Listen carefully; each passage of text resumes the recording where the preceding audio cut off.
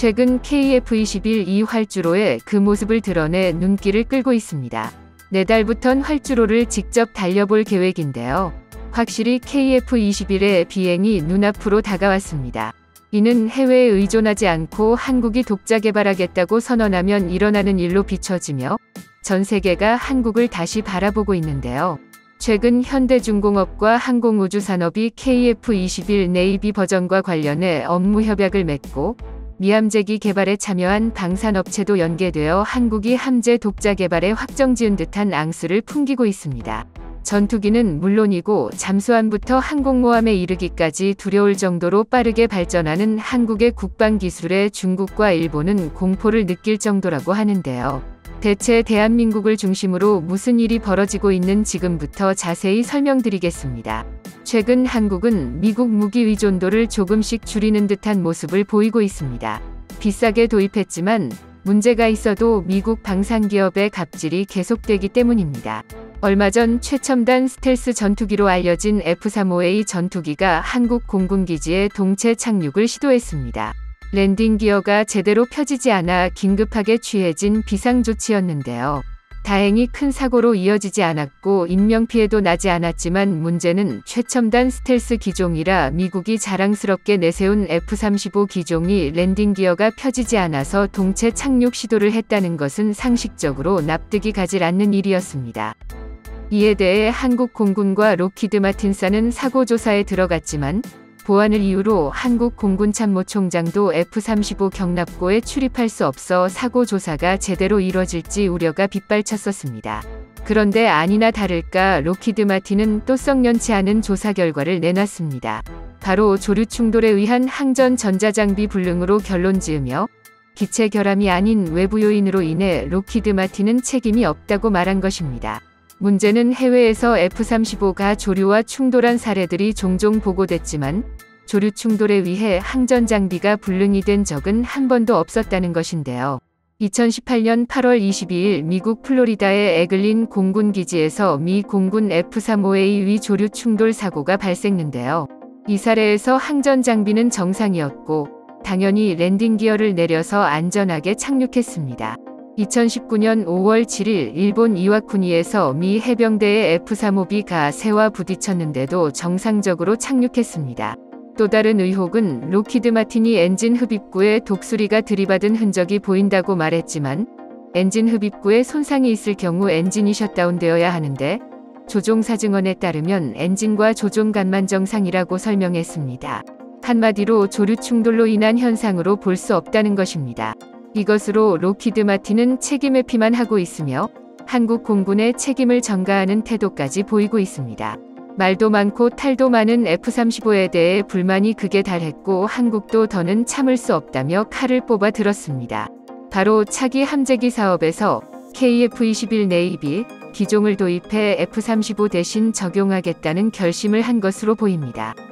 한국형 항모사업 CVEX 에 이 기종이 들어갈 것이라는 소문이 파다했으나 최종적으로 F-35B 기종이 들어가는 것으로 결정하고 KF-21 함재기형은 개발하지 않는 것으로 많은 사람들이 알고 있었습니다. 그러나 작년 ADEX2021 행사에서 현대중공업과 한국항공우주산업이 한국형 항공모함과 함재기 개발 사업에 서로 협력한다는 양해각서가 체결되면서 국산 함재기 개발이 아직 좌초되지 않은 것이라는 사실을 확인할 수 있었습니다.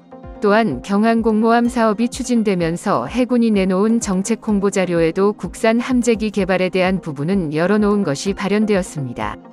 경항공모함 50문 50탑이라는 자료에서 항공모함 탑재 전투기를 국외 도입할 것인지 국내 자체 개발로 갈 것인지는 아직까지 결정되지 않았다고 답하며 KF-21N 개발은 현재 진행형임을 알 수 있습니다. 정부 역시도 공식적으로 답변을 하지 않았지만 뒤로는 KF-21 네이비 개발을 위한 사전 포석을 진행 중인 것이 밝혀졌는데요.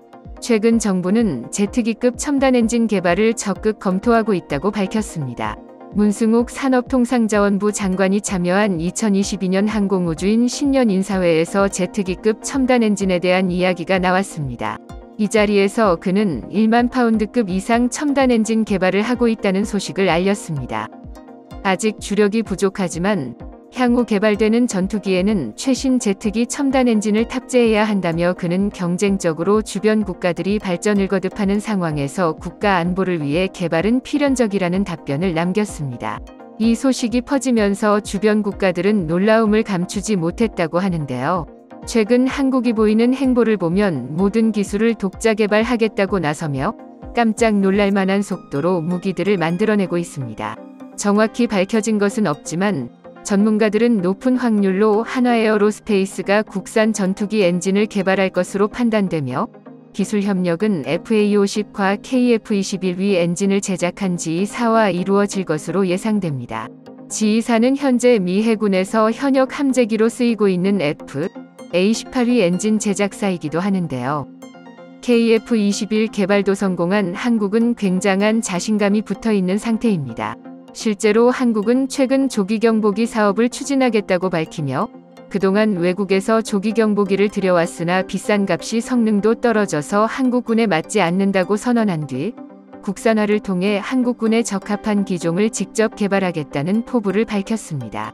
이처럼 다양한 부문에서 한국은 실력을 키워왔고 그 실력을 토대로 군수물자를 자체적으로 생산하는 행보를 보이며 더는 외국 방산업체에 무기 생산을 맡기지 않겠다는 태도를 드러냈습니다. 자주국방이라는 단어에 걸맞는 모습으로 바뀌고 있는 것이죠. 문제는 개발될 KF-21이 운용될 항공모함입니다. 현재 경항모로는 수직이착륙기 외에는 사용할 수 없다는 것인데요. 그런데 최근 인터넷에서 재미있는 제안 2개가 올라와 사람들 사이에서 흥미를 끌고 있습니다. 첫 번째로 개발 중인 한국형 항공모함에 전자식 사출계인 EMALS와 랜딩 기어인 AAG를 탑재하자는 의견입니다. EMALS는 얼마 전까지만 해도 미국에서 국가전략 핵심 기술로 취급돼서 아무리 가까운 동맹이라도 판매되지 않고 있었는데요. 하지만 최근 미국이 EMALS를 프랑스에 판매해 프랑스 차세대 항공모함에 설치를 완료했습니다. 이는 최근 미국이 자신들의 전략 기술을 동맹들이 사용할 수 있게 조금씩 허용하는 기조와 맞물려 나온 보도입니다. 때문에 한국 해군도 항모 건조 시 EMALS와 AAG를 탑재하여 진수한다면 충분히 KF-21을 운용할 수 있을 것이라 판단되는데요. EMALS는 91m 길이이며 45톤의 전투기를 시속 240km로 가속할 수 있습니다. 또한 재충전 시간은 45초로 증기식 사출장치보다 단축되어 더 많은 소수를 보장합니다. 일각에서는 독도함이 비행갑판과 발전 방식을 개조하여 EMALS를 탑재한다면 독도함에서도 24톤의 C2 그레이하운드 30인승 수송기기, 30톤의 F/A-18이 슈퍼 호넷, 26톤의 ED 호크아이, 31톤의 F-35C 라이트닝2를 모두 사용할 수 있다고 주장합니다. 이는 독도함과 같은 크기인 브라질의 미나스제라이스 항공모함이 실증한 바 있는데 다만 함재기 최대 탑재량이 적다는 단점이 있어 실행에 옮겨지지는 않겠지만 완전히 허황된 이야기는 아닙니다. 때문에 EMALS를 도입해서 한국형 항공모함에 탑재하면 KF-21을 무리 없이 사용할 수 있을 것으로 예상되는데요. 올해부터 본격적으로 시작될 한국형 항공모함 사업은 2033년에 전력화를 목표를 두고 있는 만큼 충분한 시간이 있어 KF-21도 충분히 탑재 가능할 것이라 전문가들은 예측하고 있습니다. 또한 사이 SMR 소형 모듈 원자로를 개발해 탑재한다면 EMALS 운용에 필요한 전력을 충분히 확보할 수 있을 것이라는 전망입니다. 두 번째는 퀸 엘리자베스 항모를 한국 해군이 도입하는 것입니다. 뜬금없는 이야기처럼 들리지만 최근 영국이 한국에게 깜짝 놀랄만한 제안을 했다는 소식이 들려오면서 한국에게 세계의 관심이 쏠렸는데요. 작년 퀸 엘리자베스함이 한국을 방문했을 당시 영국이 한국을 상대로 항모 렌탈에 대한 논의를 했다는 소문이 퍼졌음에라이다. 벤 윌리스 영국 국방장관은 한국 언론과의 인터뷰에서 퀸 엘리자베스가 한국을 방문하는 이유에 대해 영국 항모를 한국에게 보여주기 위해서라고 답하며 영국 고위 관료들과 한국 정부가 접촉한 사실을 드러냈는데요. 향후 영국이 항모 개발에 대해 기술 이전을 약속한 것은 물론이고 경항모를 넘어 대형 항모가 필요할 경우 영국이 항모를 한국에게 넘길 수도 있다는 논의가 나왔다고 합니다. 한국에 방문했던 퀸 엘리자베스함이 그 대상이 될 수 있다고 할 수 있습니다. 여기서 퀸 엘리자베스 항모가 수직 이착륙기만 운용할 수 있는 것이 문제가 될 수 있지만 최근 퀸 엘리자베스급 항모에 전자식 사출장치를 탑재한다는 소식이 전해지고 있으며 통합 과정을 통해 KF-21을 운용할 수 있습니다. 양국 공식 입장이 없어 해프닝으로 끝날 수 있지만 주변국을 긴장시키기엔 충분했습니다. 특히 일본과 중국은 한국의 성장에 편재하지 않을 수 없는데요.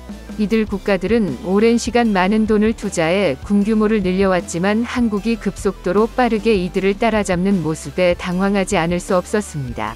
한국이 개발 중인 항공모함에 대해서도 깊은 우려를 드러냈던 이들이 영국의 대형 항모까지도 한국이 차지할 수 있다는 소식은 이들을 긴장하게 만들었습니다. 게다가 자체적인 기술력을 바탕으로 성장하는 모습의 이후 기술 개발이 더 진행될 경우 한국은 무기 수출에 있어서도 상당한 영향력을 가질 것이라는 분석까지 나오며 중국과 일본 모두 한국을 견제 대상으로 삼기 시작했습니다. 한국은 전투기 개발과 각종 무기체계 등 매년 7.6%의 국방 예산이 늘면서 8년 이내에 세계 3위권의 군사 강국이 될 수 있다는 평가가 돌고 있는데요. 특히 유럽 무기들을 제치고 중동에서 한국의 무기 수출 성공 사례도 주변국들에게 큰 충격으로 다가왔습니다. 일련의 자체 개발 소식과 항모 도입이 현실화된다면 순위가 더욱 상승할 것으로 전망됩니다. 가난한 나라에서 세계 유수의 국가들과 견주어도 전혀 밀리지 않은 국방력을 갖추게 된 대한민국의 놀라운 발전 속도에 박수를 보내며 앞으로도 대한민국이 자주국방과 강력한 힘을 갖추기를 기원하겠습니다.